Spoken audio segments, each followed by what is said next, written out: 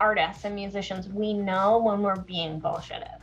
Mm-hmm. So I have so much respect for a comedian or an artist or a musician who's gone out and said, hey, fuck, I just played to the bartender and 2 guys tonight. And like, that was shitty, but like, this is the gig that I played, versus someone who would play that exact same gig and be like, oh my God, packed house tonight. Yeah. Thanks so much, everyone, for coming. It's like, no, we can tell by your like weird grainy photograph over one guy's shoulder that no one was there. Yeah. You know? And it like doesn't delegitimize you as an artist to admit sometimes when, oh fuck, I slept in my car. Today on the show, we're joined with the wonderful singer and songwriter Brooklyn Doran. Brooklyn just released a new song titled Fuck That Guy. We love it, and you should listen to it, because I think you'll love it too. I see it popping off on all these awesome Spotify playlists. And overall, Brooklyn should be somebody who is on your radar. I can't say it enough, this was such a wonderful talk. From hearing her backstory to getting super introspective about life, this conversation has everything. I believe we even trail off and talk about video games. So much fun. And I remember immediately after I stopped this recording, I was just full of good energy. And yeah, I can keep talking about it, but why don't you listen to it? I think like for the past few years, you've always been 1 degree of separation, but I've never actually met you. I know. I used to be sponsored by this bar that did a bunch of podcasts, and you actually did a live set there at Pacific Junction Hotel. It might have been like 4 years ago or whatever, but you were on my buddy's show, and that's when I first heard about you, and I became a fan, started loving your music. And then I find out like very recently, like one of my best friends does the artwork for you too. She did the Fuck That Guy single, Marie. Yeah, Ruolo. Marie. Oh yeah. Yeah, and I do all of my co-writing with Dan as well. So Yeah, that's amazing too. Yeah, it's very small world, and she does the art for my podcast too, did the logo and everything. So yeah, it's so crazy. that's so sweet. I love that. I love Marie. Yeah, me too. So shout out to Marie if you're listening to this thing.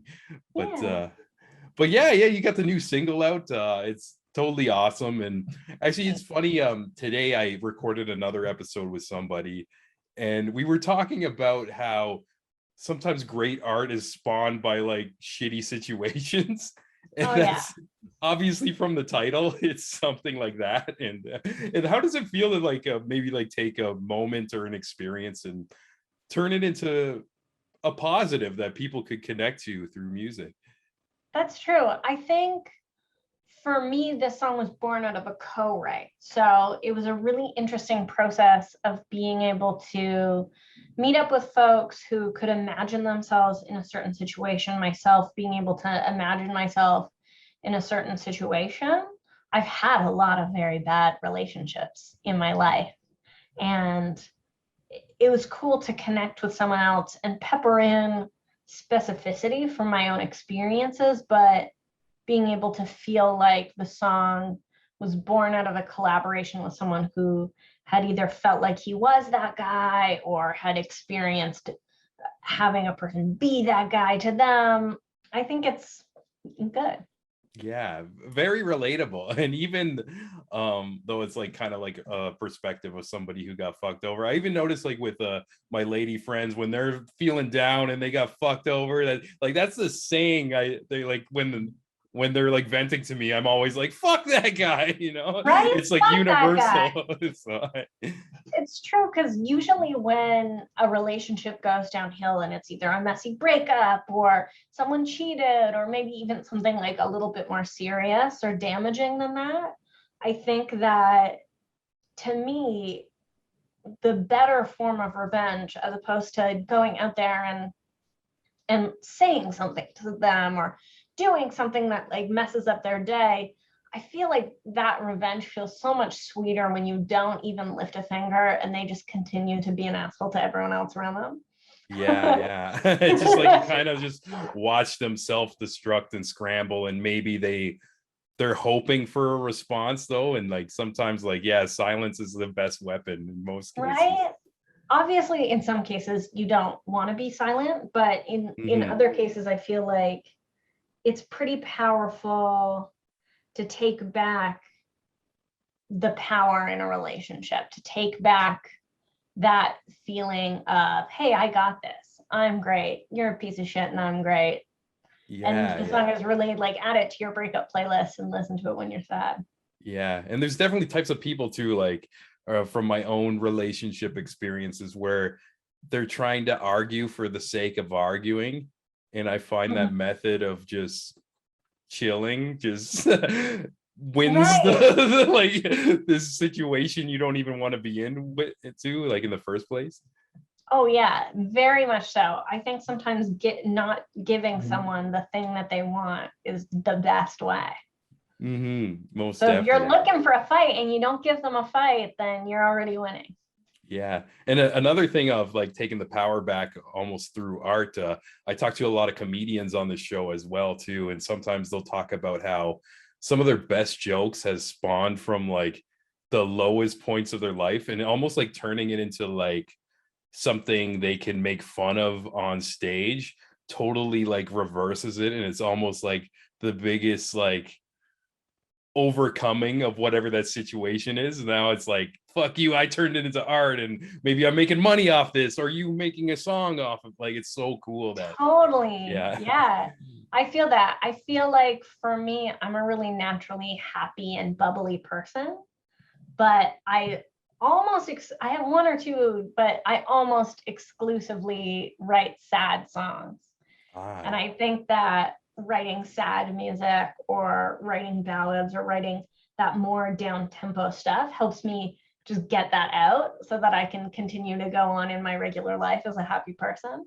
yeah, that sounds like it makes like a healthy balance of things too, because like we're all human, and like we have these emotions, and even people see me as all like a kind of a bubbly guy too, but I tend to like bury my anger and like, Yeah, but like with art and expression too, it's like you can release stuff like that in a healthy way.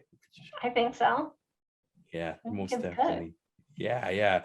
I kind of want to go back in time too with you, and kind of hear you a bit about your story. When Okay. did you get compelled to just kind of jump in and be a musician? Ooh. Well, I started singing in choirs and playing saxophone as an elementary school student. I got my very first saxophone in grade 6, I think. And I've been playing the saxophone my whole life. Saxophone is not featured on this track, but I have a couple other tracks where I play saxophone. So that's So my very cool. first instrument. And then I picked up the guitar when I was 15. I was a French exchange student. So I went and lived in France for 3 months. Oh, And it was wow. a pretty, and yeah, and a girl from France came and lived in my hometown of Kenora, Ontario. They chose my town because it's a very small town, but there are a lot of bears, and her one true dream in life was to see a bear. So we drove her out to the dump and she saw a bear. A Most very people are northern like trying Ontario. to not see bears, which Oh yeah. And so I went to France and it was a really isolating experience. It was so fun, educationally, so good, like very glad I got chosen. But also, I didn't understand what anyone was saying for at least the Mm. first month that I was there. And there was a guitar in my bedroom. So I learned it myself. Just and not to age myself, but we didn't have cell phones or really computers back then. So Mhm. if I wanted to communicate with someone, it had to be on like the family computer in the living room. So I spent a lot of time in my room learning how to play guitar. Oh, that's so so cool. And did it start with just like learning other people's songs, and like when did it transition till you started to write your own thing? Ooh, that's a good question. The first song I ever learned on guitar was Pink Bullets by the Shins, which Cool. is a pretty cool song. And Hmm. I played covers for quite a long time. I used to sing the Arthur theme song at my university student bar. And Sick. in 2014 was when I put out my very first EP, and it was pretty jazzy. And that I think was the first time that I was like, hey, I'm going to call myself a musician now. I'm going to Nice. actually monetize this as opposed to like whip it out at parties or around a campfire. Yeah. And do you remember how it felt to start performing your own original music? And did you like feel like you mentioned you write like a lot of sad songs and stuff like that? Did if you feel vulnerable at all at first to kind of bring that to a stage? Oh, hell yeah. I went to theater school, so I have learned a lot about how to be on stage and how to be a good scene partner and how to express what you're feeling through what you're saying.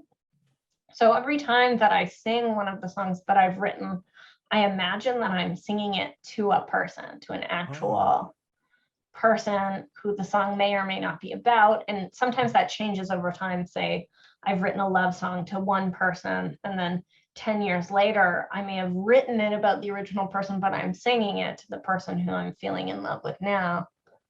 Ah, that's cool. And I don't think like a lot of musicians like that I've talked to like do that kind of technique. And it's interesting how like your theater life can just kind of push into that realm as well and meld into something and just make it, I don't know, like a way like where you can efficiently perform it to like the emotions you want to project and everything. I think it helps the song or the performance feel more authentic. But Mm. then I also think it does help you feel less nervous. If you're only singing to one person, you don't have to worry about all the other people. Yeah, so do you just kind of like say you're in a room with like 100 people, it blacks out and you just imagine this one person? Yeah, you imagine that one person standing at the very back, and the whole time, your goal with singing to that one person in the very back is to get them to turn their head. Nice. Yeah. That's so cool. Musicians listening, take notes.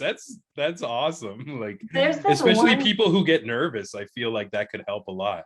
right? There's this one book, I swear by it, not to plug a book that did not sponsor me, but there's this book called The Music Lesson by Victor Wooten, and he's like a very, very famous bass player. And he gave that advice in the book that if you are playing in a noisy, crowded bar where no one is paying attention to you, choose one person in that bar and without changing anything except for the dynamic of how you're playing, get that one person to turn their head towards you. And Wow. it Yeah. works. It Yeah. works. It's almost like you manifest, they can feel it. Like they turn, Mhm. is she looking at me while she's playing? Like, oh, that's so Right? cool. Yeah. That's interesting too. I've dabbled in doing like stand-up comedy and it's Ooh. either went really good or like I bombed a bunch of times. But you're making me remember this one time it went so well, but all I did was like I said my first like setup line and Mhm. one person like kind of laughed in the middle and I'm like, okay, you get my style, I'm just going to perform to you. And I unconsciously just zoned into this stranger because I'm like, okay, you're my comfort zone now. And it ended up Right? like just working like that way too. And like, I guess I did the Brooklyn technique and I didn't even realize till right now. I wouldn't call it the Brooklyn technique. I think you figured that out all on your own. Yeah. That's Yeah. Happy great. accident. Yeah. Yeah. No, and that's it's so cool that you got this new single out. You've put out another one this year as well. Is it Mhm. This Town Won't Miss You? Is that the Yeah, that's title? what it's called. Okay, great, great. Yeah. Are you thinking of like compiling some new music into an EP or a full release, or are you just gonna keep doing singles here and there? I think what's happened, especially with the pandemic, although I also believe we were moving towards this anyway, is Mhm. that unless you have a ton of label support behind you, the concept of a regular album release schedule feels kind of archaic now. It feels old. Mhm. I would rather release every song that I make as a single. That way, people are able to focus their attention on one piece at a time. And it also gives you some freedom to experiment with different sounds without trying to make them feel cohesive in an album format. So I Ah, think what a lot of artists are doing, or what I'm really excited about doing, is to release singles. And then when it comes time to tour them, a lot of my income before the pandemic came from offstage sales or vinyl sales at gigs, is to compile them, but call it a compilation or call it an EP but not necessarily treat it as a concept record. Yeah, I think that's a great idea too, especially the way people listen to things now. And even like you mentioned, like about the album too, I find like somebody can release an album and somebody will buy it or start streaming it, and they might miss out on some songs that are very special to you because maybe they'll like track 1 and 2 and just keep repeating those and those and those. So I think that's a great idea to have the full focus on one track, and it's like, okay, everybody sink it in, like listen to everything, don't hit the skip button, and this is what you get for this month. I'll be back like next month or in a few weeks or whatever with another one, and just do it that way. Plus, I think it gives longevity to an artist who's working on a budget. So for myself, at certain points in my career, I've been able to afford to have a team around me, a press person, a social media person, a manager, etc. But then there's other times in my career where I can't afford it. So this past release was all myself and my community, but not necessarily anyone I was able to afford hiring out. So for that, each single, you get a little bit more longevity. Putting out a record, people will listen to it for a certain amount of time, and then it's no longer the hot new record. But if you're putting out a single, you can make a single last for a month or two, put out another single, make it last for a couple of months. And then that way, instead of releasing one record that lasts for a short period of time, all of those songs will last for maybe a year or more. And then the offering is the record with maybe 1 or 2 singles on it that haven't been heard yet. Mm-hmm. Yeah, and you use the word community. I think that's very important as a indie artist too. Like you said, like sometimes it's so hard to do everything on your own dime too. And it seems like you got a strong one. You got Marie on the art, and you mentioned like Dan's doing the music. He's brilliant as well, and even just a cool guy to hang out with too. So that's really fucking awesome. Yeah, it's great. I think that it's great to have a community of people who support you and are interested in what you're doing, especially when they know where you're coming at in terms of budget. Like obviously for Dan and Marie, they were paid their regular rate because all of that work was done before the pandemic. Mm-hmm. And then in terms of releasing it, all of the release work I had to shelve some of the people who I was working with because serve money is not. It's tough out in these streets, Brooklyn. Right? And without touring to support yourself, it's hard to have that budget. But I think touring, it will come back soon. Right now I'm just playing outdoor gigs, but how are you feeling about events indoor back up nowadays? I feel, I don't know. I've been happy going to a couple here and there. I know in Ontario right now, there was a couple shows I wanted to see, and then they changed the law where general admission is not allowed. It has to be. And so I keep noticing like things have been changing, but I don't know. I feel comfortable. I got vaxxed. Me too. I hope it works, Yeah, so far so good. And yeah, it's I feel like I'm ready for some live music, some live comedy, theater, all Me that. too. Yeah. It's just, but like obviously like you, it's been like a part of my life, even though like I'm not a regular performer, just going there. And even like I'm trying to think, like I moved to Toronto, and it was like that was like one of the reasons to be around that. And I live in between the Opera House and the Danforth Music Hall. And when COVID hit, it's just like I didn't even realize how much of like just going to see live shows was a part of me, and then it was just like taken away, and I'm just like, oh, it's like what do I do on the weekend now? I feel that. But so much of what Toronto is the ability to go out and just like dive deep into shows and underground art and comedy and all of that.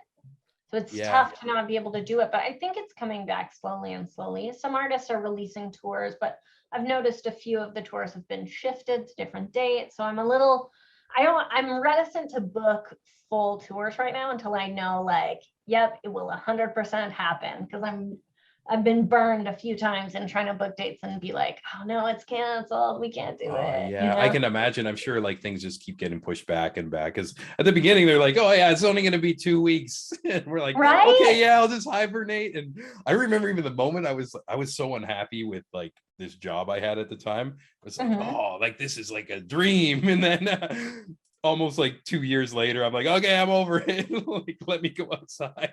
Right? I can't believe it's been 2 years. Yeah. That's a long I, time. I don't know if it's like this for you, but I feel like even like the way just I perceive time over that, just it almost feels like it just flew by in a second. Like all of a Right? sudden it was like 2019 and now it's almost like 2022 and it's Right? like it like really trips me out. Like I don't know if it's just me and my internal like perception of everything, but I just feel like it's just I blinked and it's like, oh, like I feel years the have gone. same way. Yeah, it's creepy. Same. Oh, it's Yeah. like 2020 didn't count in a way. Like, Mhm. obviously it did. We lived through it, but it's like it happened so fast that it feels like no time passed. Yeah, for sure, for sure. So I'm I'm sure you're ready to hit the stage when you can. And like you told me you were doing like some outdoor shows. And do you have Mhm. anything coming up or anything like that? Yeah, so this upcoming week on October 15th, I'll be performing at Man Antler Craft Brewing Company in Bowmanville, Ontario. I love playing at craft breweries. Number one, I am a craft beer fiend. All I do is drink craft beer. I want the hoppiest IPAs. I want like the oatiest stouts. I want the weirdest flavors in the porter. I can't do sours. I'm not into a sour, but like Mm-hmm. craft beer is my game. So performing at craft breweries, number one, is a lot of my bread and butter because they're beautiful venues to perform in. But two, I get to try the beer, which just is the Yeah, icing. on top. That's the real reason you're going to these. That's the real reason. Yeah, Yes. I'm the same way too. And we're blessed like in the city to have like so many breweries, and there's this more and more popping up everywhere. And even I noticed like our liquor store is different from like downtown. Like I'll just walk down the aisles and I'll just get stuff with like really cool labels, and I'm like, I Same. guess it's an IPA. It's cool. Like you said, get like a weird stout here and there. I'm just picking the Yeah. stuff with the coolest labels, and it's Right? Why it's not? fun. It's so fun. What's your favorite beer that you like to drink? Oh, I don't think I have a set favorite. I go through waves where I'll find a new one and then I'll have that for a while and then I'll try something new. But I've always been going back to a lot of like the collective art stuff. Oh Um, yeah, they're so good. yeah, yeah. I guess they're based out of Hamilton.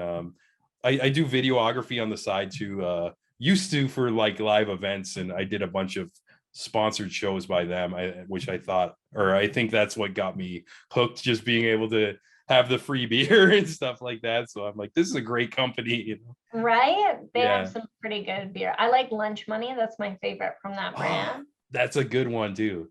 And I also think it's really cool that they get local artists to design all their cans. Yeah, it's so cool. It's like there's such like a community going with it too. Have you ever seen the Blood Brothers one? Oh, I love Blood Brothers. Yeah, I So good. actually, speaking of Marie, she sent me a package of Blood Brothers. This is randomly because I saw she got like a Nintendo Switch, Oh my and gosh, why do I know this story already? Okay, continue. okay, yeah. So she had a poll of what games to get, and one was like one of my favorite games, Zelda Breath of the Wild, and it Uh-huh. lost the poll, and I got so outraged. I mailed her my copy, and I'm like, you're everybody on your Instagram is wrong. You need to play this game. And then she ended up just sending me that beer package, and it was I so good love that. I feel like I was there when that happened. when she I feel got the like, game. yeah, Yeah. that's so funny. What won? I can't remember who won. Oh, Who it was wanted her to get Animal yeah, Crossing or Animal something? Crossing or something, but yeah, that's right. Okay. For people listening, Brooklyn's shaking her head right now, and I agree. You know what it is are you much of a gamer? I'm a hardcore gamer as well. Yeah, me too. Me too. Okay, so I mostly play desktop PC games. Mm, I cultured woman. just yeah, I'm a Steam girl. Hell yeah. I sometimes stream on Twitch. Oh So yeah.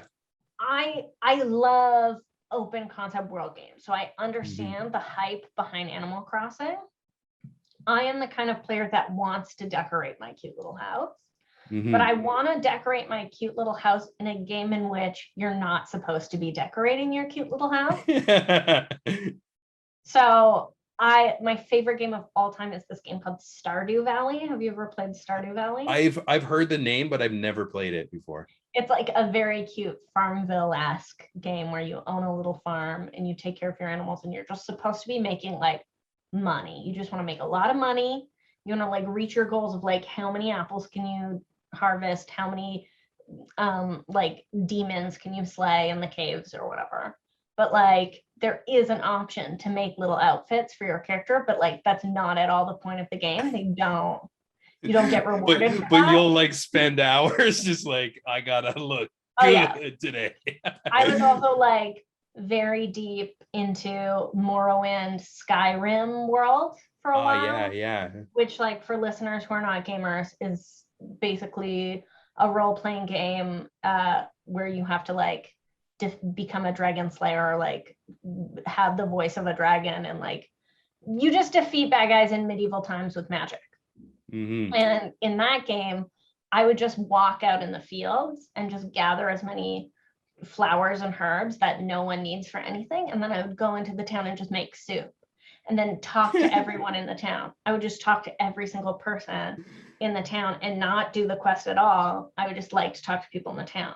Yeah, it's just like a hang, but that's cool. That's part of your experience, especially those games are so immersive too when you make your character and it's like But as soon as you give me Animal Crossing, where they're like, the point is to talk to everyone in town, I'm like, I don't want to do that. yeah, yeah, you're because you're a rebel, you know? It's like don't tell me what to do. I love that so much. And Okay, so if you had to pick a PC game, what would be your favorite game to be playing? right now I've been playing a lot of indie games, which Oh, same. I burn through them real quick because they're like really short. But Mhm. recent one I started playing was Katana Zero. I don't know if you heard of it. It's No, more like a 2D like side scroller type thing, and it cool. reminds me of like more of like an NES style type thing going on, but with Okay. the power of a PC behind it. So there's like, even though it's like 2D, there's no limitations like the games I used to play back in the day, and there's like intricate like all these fighting and stuff. And I like a lot of games in the genre. They call them Metroidvanias. I don't know if you're familiar with Oh, what that. does that mean? Okay, so it's almost like a side scroller but open world, and Okay. it comes from the two games, Super Metroid back in the day Okay. and this Castlevania game, which there's so many people just ripping off this style, so they call it Metroidvania. And some are like Okay. really good, and some are like kind of more action based, and some are more just like artsy, like beautiful, like where it's like more calmer, just going through. And yeah, Mhm. it's crazy. I feel like people are really learning a lot about my nerdom right now too. This is Wait, there you awesome. go. Hello, everyone. Yeah. Welcome. We're talking about open world video games, 2D scrollers. Oh I yeah, like yeah. that. I've been playing a game right now called Night in the Woods. It's also an indie game. My favorite indie Cool. game brand is called Annapurna. They make very cool games. You can buy all of their games for like $60 on Steam right now. Oh, And it's nice. basically you are a tiny cute cat and you are gay, I think. You're like a cute little lesbian cat, which is beautiful for me. And you are in a band. So you have to play a lot of like levels where you are playing bass in a band. And it's a very Scott Pilgrim versus the World, if that's a Oh, reference that's at really all. cool. Yeah, Mhm. that's awesome. What's where can people find your Twitch stream as well? Oh, it's just under my name, Brooklyn Doran. And I used to stream there every day during the pandemic, but now it's just when I get a chance. Yeah, awesome. I actually I was experimenting with streaming. I started doing like Facebook gaming. It's like Twitch, but the algorithm's a little better because nobody's there, so they try to like push it.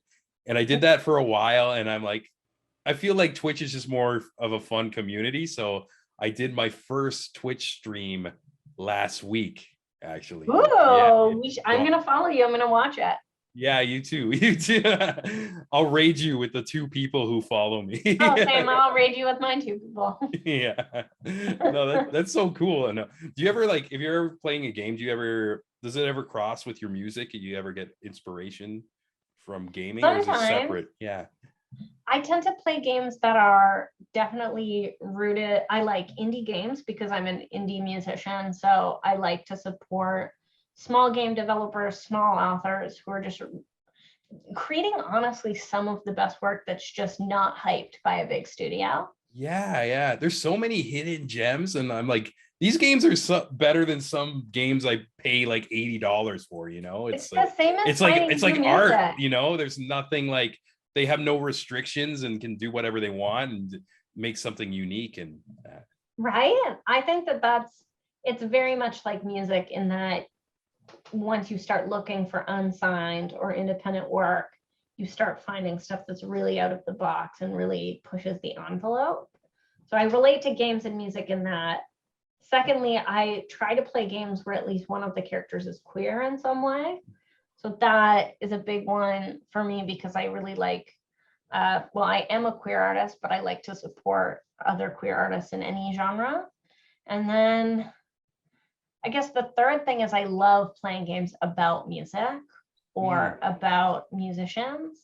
And the soundtracks of those games are done by really accomplished musicians that I think sometimes get overlooked because it's a soundtrack.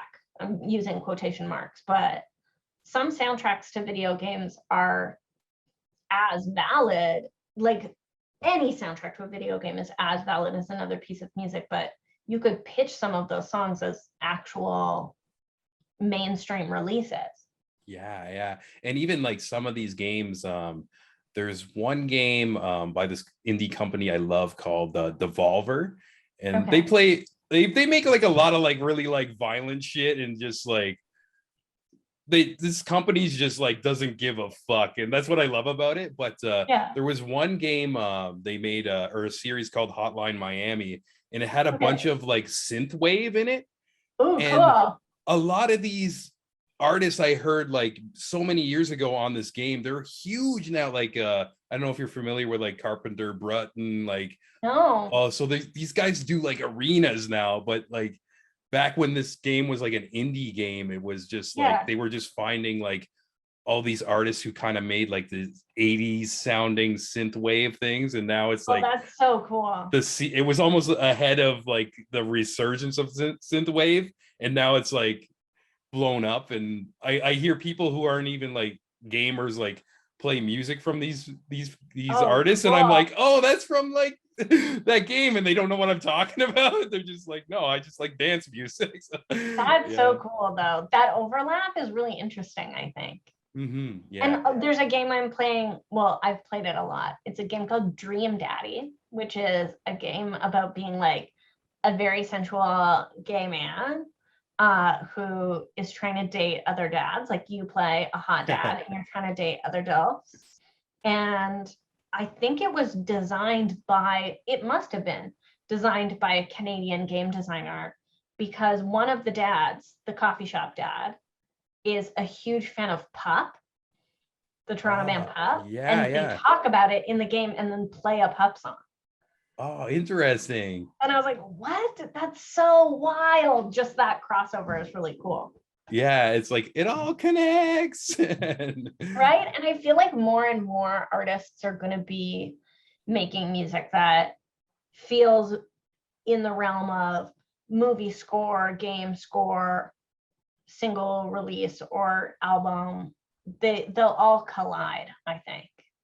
Yeah, because why not? And especially like now it's easier for independent people to release things. Like I guess I heard like on Steam too, like it's very simple to put your game up if you have one, and which is I think that's a beautiful thing. It's almost like it's turning into like the YouTube of game developers. It's like, oh, you got something, you can Yeah. just kind of drag and drop it and like set your price type of thing. And Yeah.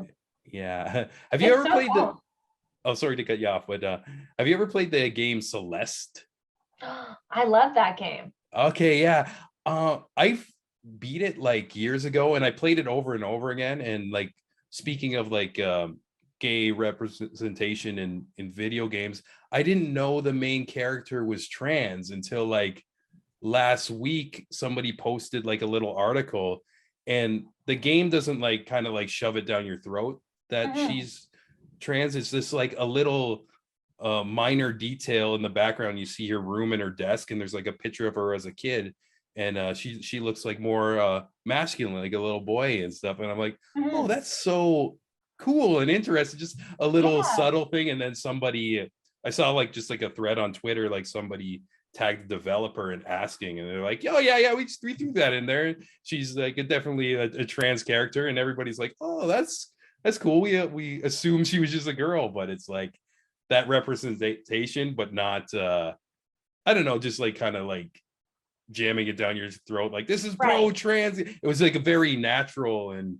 I think that's beautiful. Like, Yeah. And I think that it's really cool to like move more and more like organically in the representation of queer people in video games and movie and in the media in general. That it's like, I think about this relating back to myself as a queer artist and mhm, musician.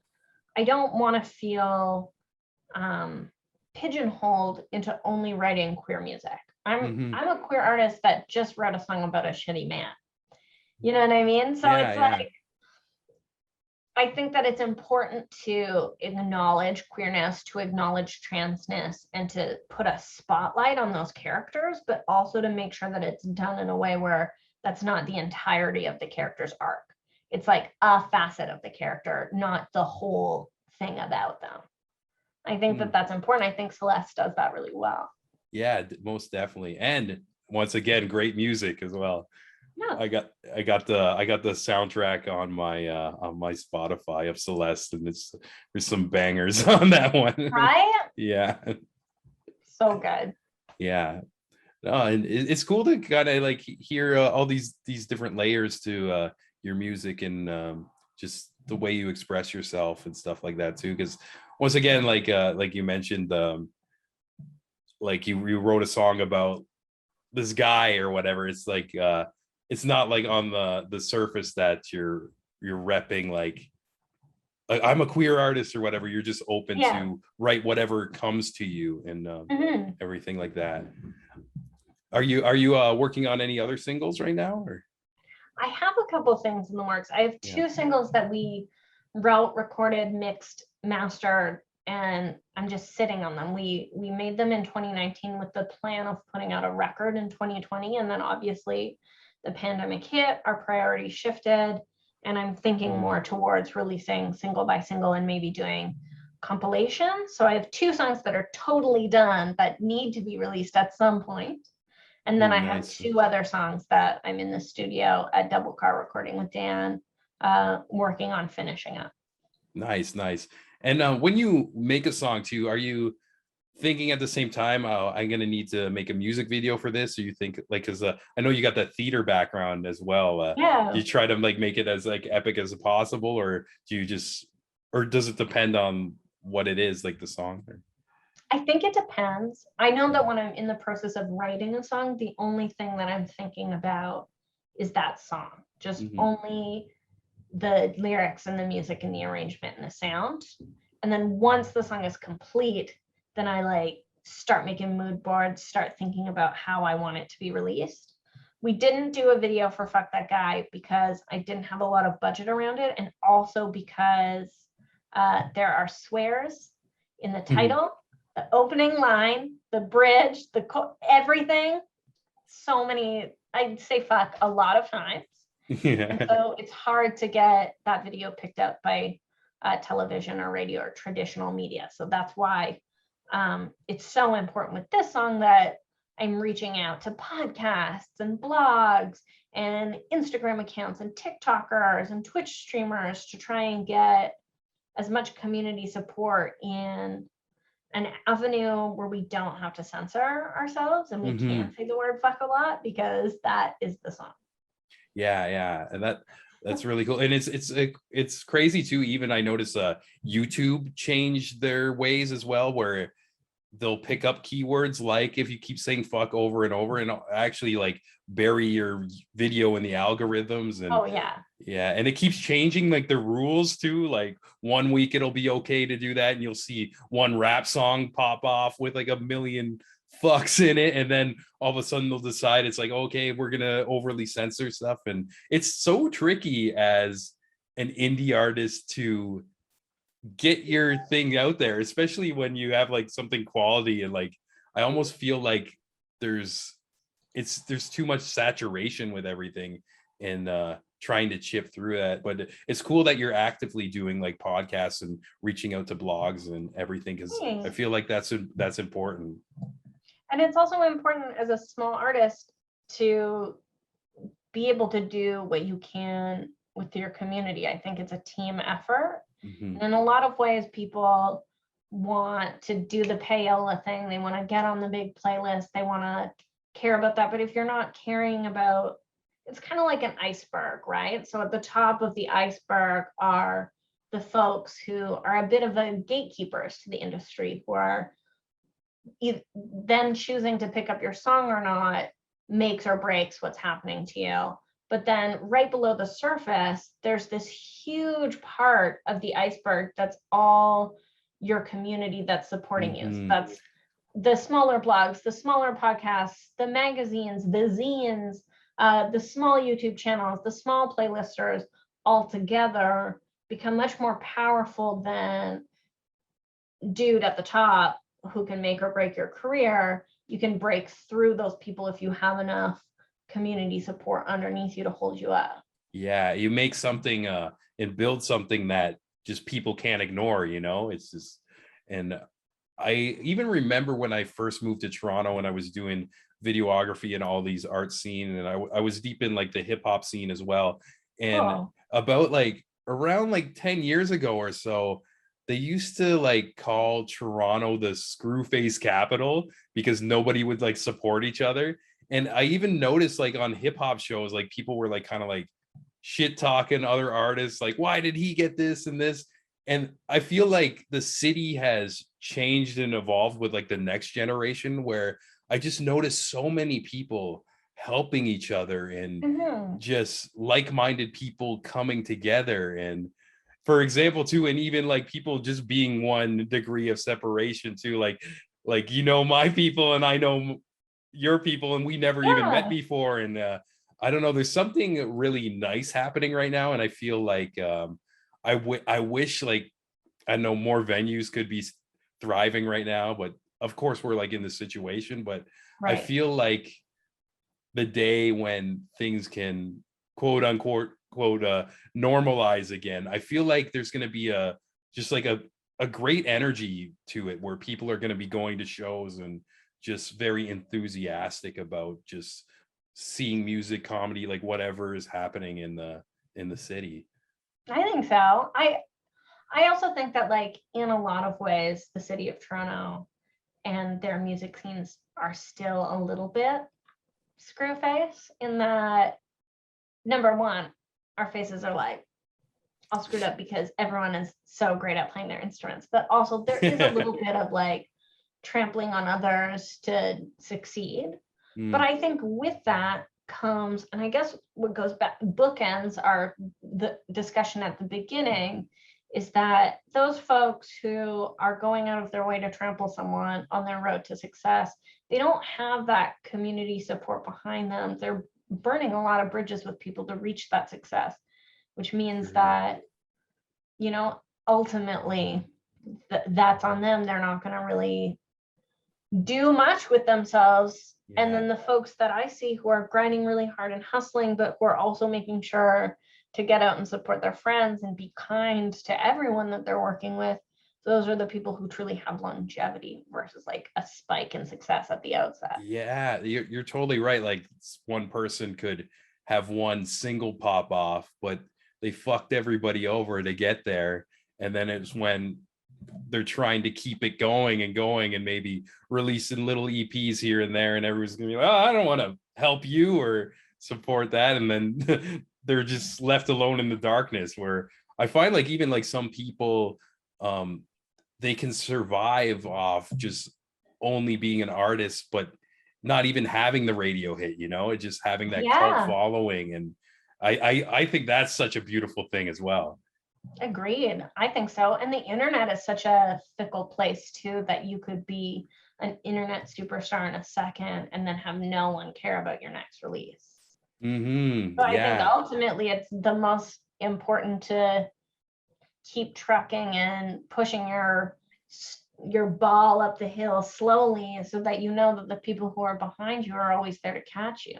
Yeah, definitely. I also feel like there's a lot of power in being your authentic self as well. I feel Yeah, like that's always what stands out to me, is when, because everybody's their own person and people could never replicate that. And if somehow people can hone that into their music, or if they're a filmmaker and comedian, whatever example I can put out there, it's like, it's gonna be unique in its own thing. But sometimes it takes a while to find that. But I feel yeah, that. I feel Like like so powerful when somebody I, finds that. yeah. Sorry, I was talking over you. Oh no, it's okay. I I'm think just there was like a getting little, because excited about sometimes our with a Zoom conversation. there's a little delay, but yeah, what were you gonna say? I'm just getting excited about our conversation. Yeah. I really resonate with what you're saying. I also think that it's like, as artists and musicians, we know when we're being bullshitted.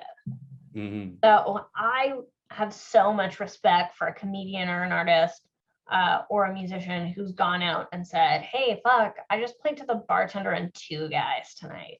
And like that was shitty, but like this is the gig that I played," versus someone who would play that exact same gig and be like, "Oh my God, packed house tonight. Yeah. Thanks so much, everyone, for coming." It's like, no, we can tell by your like weird grainy photograph over one guy's shoulder that no one was there. You know?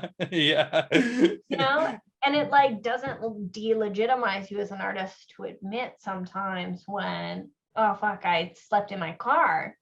Oops, Yeah. you know? Yeah, I think that like some people are vulnerable to talk about that part of the journey. It's almost like they're like, oh, I hope I'm here, like way up superstar status, but you're not there yet. And I respect people. Like if I hear somebody slept in their car, played for the bartender, and just like did it the next day again, I'm like, yo, keep Right? going. Like I'm cheering for you. Like you're like really about this shit, you know? Right? Yeah. I agree. And it's also, it speaks to like the resiliency of that artist, but then it also speaks to, bullshitting artists that I think it's kind of damaging. If I was like a young person looking up to someone, who on Instagram had like not very many followers, who didn't have a ton of Spotify streams, who was acting as though they had made it, I would think, okay, I can do this too. It's not that hard. Because what they're trying to say is like, oh, hey, I've made it. I'm showing no struggle at all to get to the Hmm. place where I am. It just like magically happened. I'm magically like fancy and famous. When in reality, like, no, you're not. You're the same as the other artists who are grinding and admitting to that. Hmm. I just think it's tough for young people who are like, oh, I can be a musician too. And you're like, well, okay, sometimes you're going to sleep in your car. Sometimes you're going to play to Yeah. just the bartender. Sometimes you're not going to get the grant right away, you know? Yeah. Yeah. And just almost have like those false sense of what's gonna happen in their future if they pursue this path and everything. And yeah, that's why I always love when people are honest about the struggles or whatever. And even I've had some bigger names on my show, and this is one example. I use Biff Naked's been on a few times, and Mm-hmm. she even told me now it's like, oh, people like hear me on the radio or whatever, and she'd be like, you'd be so surprised about like how many people who are in the mainstream who also have a day job as well. And like she Right? has like her side hustles, like doing like CBD oil. And even like when I Yeah. when I first moved to Toronto, I was filming for a battle rap league as well. Oh, And cool. Was it King of the Dot? it was King of the Dot as well. You're so hip to the streets, Brooklyn. Yeah, but yeah, long story short too, it's there was a couple episode or a couple events where Drake started watching our stuff, coming out like sponsoring the events, and I had a picture with him, and all my Nice. friends were like hitting me up. It's like, oh, I like with these messages like, oh, I can't believe you made it and blah blah blah. It's like, man, I have an eviction notice on my door right now. It's like Right? it's again, it's almost like it was my fault for making that perception. It was like what I was posting online that Well, you everything's did all still good. meet Toronto's most famous lesbian. So Yeah. Facts. But at that time I was just like trying to like post so much shit where it's like almost like in a self-conscious way where, oh, I'm doing great, guys, like look at me, look at me, look at me, look at me.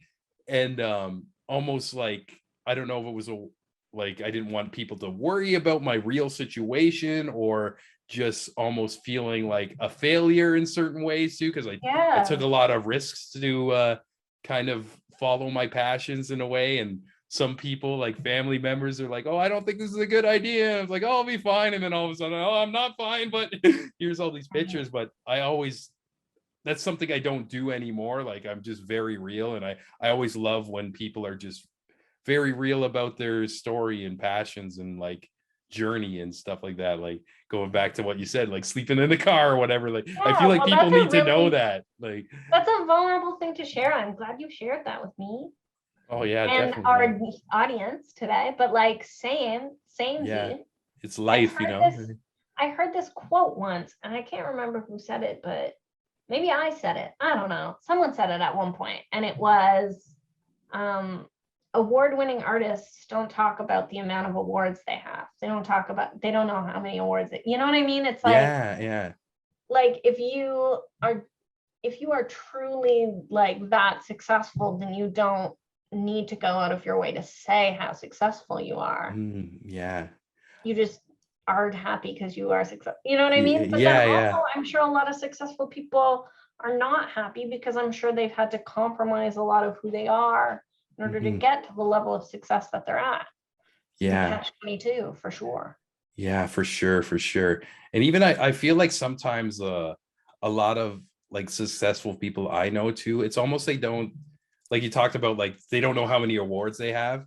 And it's Mhm. almost like the reason why they're so successful is because they're thinking so far ahead, and like they almost don't Yeah. stop to celebrate the moment or the great thing they did, because it's like, okay, on to the next one. It's almost like this it's like a yin yang thing going on where the pros and Yeah. cons. It's almost like a tortured person, just like, okay, I gotta Right. keep going, keep going. It's just like, yo, stop and just enjoy this thing you made, or just overly critical about like stuff people love as well. And I'm so guilty of that too. For yeah, example, with this release, this is a humble brag, but I was really excited that in the first 24 hours of Fuck That Guy being released, we got 1,000 streams on Spotify, that's awesome. which is an amazing Yeah, big deal to me. I've never had another song of mine in like my 10 plus years of releasing music hit 1,000 streams in one day.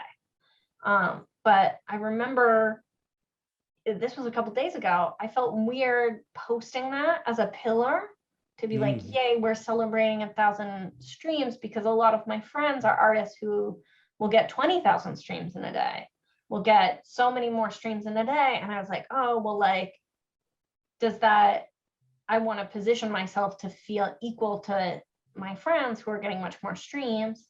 If I celebrate this thing that feels small in comparison to what they're doing, but big for me, does that like make us feel less equal or less on the same playing field? But like ultimately, like, yeah, I should be sitting back and thinking, oh, hey, that was a really big deal. That was awesome. I'm glad that yeah, that happened. because it was awesome. But I totally get your internal narrative. I'm so guilty of stuff like that too. And it's just, I think just creatives are naturally like overthinkers too. Like where one Mm-hmm. moment you're celebrating something, and then if I also feel like if you start comparing yourself to other people, that's when it leads to, or within me, like that's what leads into like unhappiness and stuff like that, when really you got to kind of remind yourself, oh, I'm on my own journey, and this is a victory here. This is like the next Yeah. step, you know. But And also, I think the people in my life, at least, whose work is getting many more streams than I, probably would look at my post being like, yay, 1,000 streams, being like, yeah, buddy, like, good job. Not thinking like, oh no, she's much less than me, you know? Yeah, no, like they're honestly like cheering for you, but I find sometimes just like the human experience will think about like people judging us all the time when really they're not, and like I'm the king of beating myself up. Like, right? It's so bad, but I feel like I'm slowly getting better at it too, and hopefully you don't do it too much either, Brooklyn, I hope because so. you I'll make try my great best. shit. You're killing it. And Thank you, as are you. thank you. And we'll have to do more of these around your release. This is a Yeah, fun this is talk. so fun. I like being on this podcast. Yeah, hell yeah. You Just like can hanging out with a friend. Yeah. I'm like such I don't know. I feel like I'm addicted to like deep conversations too, and like sometimes I'll throw out little like softballs to different guests, and sometimes they don't want to go down that route, but every time I threw you one, it's like, okay, we're in the zone talking We're doing about it. vulnerabilities and everything. Oh hell yeah. I'm all about that life. Yeah, no, that's so awesome. And yeah, it's finally nice to meet you too. It's like just knowing people who know you. I knew this was going to be an awesome conversation. Like when all your 5-star reviews, like good people. 5-star Yelp reviews on Brooklyn as a person. So you vetted me, you reached out and you're like, who is this bitch? Yeah. No, that's cool. But let's see what time it is. Yeah, I usually like to keep these an hour, even though I feel like I could keep talking to you for hours and hours. I find people's attention spans kind of dip. But next time you do a release or anything, you're welcome back on. And yes, let's do it. Yeah, even be the co-host. Fuck it. Okay, fuck it. We'll do one all about video games. Yes, that'd be a lot of fun. Actually, I think I might have an indie gamer guest come up pretty soon. Ooh, and yeah, if that gets locked in, I'll show you the game, and if you want to jump on and ask some questions, you're welcome to as well. Oh, that would be so fun. Yeah, hell yeah. I would love that. Yeah. But thanks for your time tonight, Brooklyn. I really appreciate that. This is an awesome episode. Thanks for having me. What an awesome talk. We're going to have to get her back on this show again. Felt like I could have talked to that girl forever. And like we mentioned, the song Fuck That Guy is out right now. Get it on your iTunes, get it on your Spotify, wherever you listen to music. And also follow Brooklyn on her Instagram, her YouTube. It's just her name, Brooklyn Doran. So do that and just be a fucking awesome person. And speaking of fucking awesome people, before we go, we gotta give a special thanks to everybody on the Patreon. All you legends. First up, the co-producer, Jeremy Hopkin of Hopkin Design. The Queen, Ola Mazuka of Sonic Fold. Ryan Watkins of Ryan Radio, Amanda McKnight of Top 10 Nerd, Pat Maloney, Ryan Campbell, Daniel Son, Drew Stewart, Devin Staple, Mike Ulio, David Carney, Jared Pepper Bronstein, aka Mr. Spicy. Oh my god, he's so hot. And oh my god, I'm going off the rails with this one. And last but not least, Francis Goffer, aka my mom. And if you want to support yourself, get all these episodes extra early and get a shout out at the end of the show. It's only $3 a month at the lowest tier and you get everything. But if you want to help your boy out, just go to patreon.com/thecreativeimbalance, and I will appreciate that so much. Also, I feel like I need to mention, because 98% of you listen to the audio versions of this, that we also have a YouTube channel. So if you want to watch these conversations, you can find The Creative Imbalance there. I don't plug it enough. We had it for a year and I never talk about it. But even if you still want to listen, just go over there and hit the sub button. And I believe that's all my orders and directions I need to say to you. But like always, thanks for listening. I appreciate that so much. And like every time we have a musical guest on, we're going to end it with a song. So here's Brooklyn Doran with her latest hit, Fuck That Guy. Cha! Fuck that